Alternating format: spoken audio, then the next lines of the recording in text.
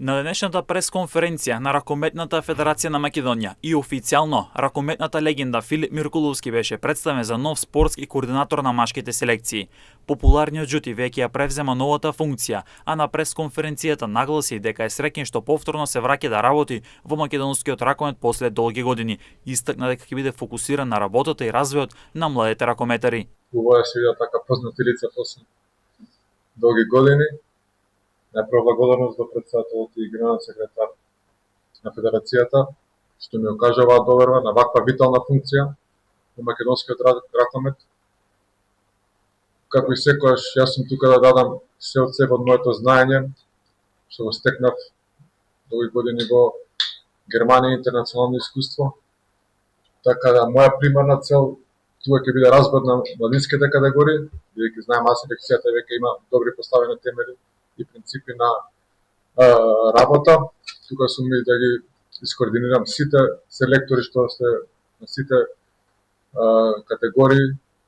Така да сега мора да подобриме таа комуникација помеѓу сите селектори, да изградиме еден единствен систем и принцип на работа, што ќе биде доста полесно понатаму во селекцијата.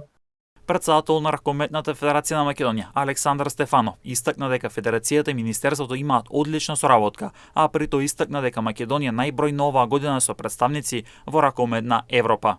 Соработката со министерството и со министерот е одлична до сега, мислам како што и треба да биде на ниво на федерација и министерство, и јас лично исто така сум министерот. Ова што го кажа во вториот дел дека мислам дека и Македонија најбројна оваа година со представници во машки и во женска европска конкуренција, 10 екипи, тоа е стварно за пофалба. Се надеваме клубовите се и лигата која што ајде ќе предстои по септември, вака по тоа што како се екипираат клубовите во машкиот дел се стварно со импозантни ростери и се надевам дека сите ќе имаат успешно представување во европските купови, дека ќе лани годинава Алкалуит го освои купот со што не нека друга екипа наредна, дали биле Пелистен, Варна, Охрид, Бута, Тиквеж, Боженските Случаи, Ѓорче, Металург и така натака.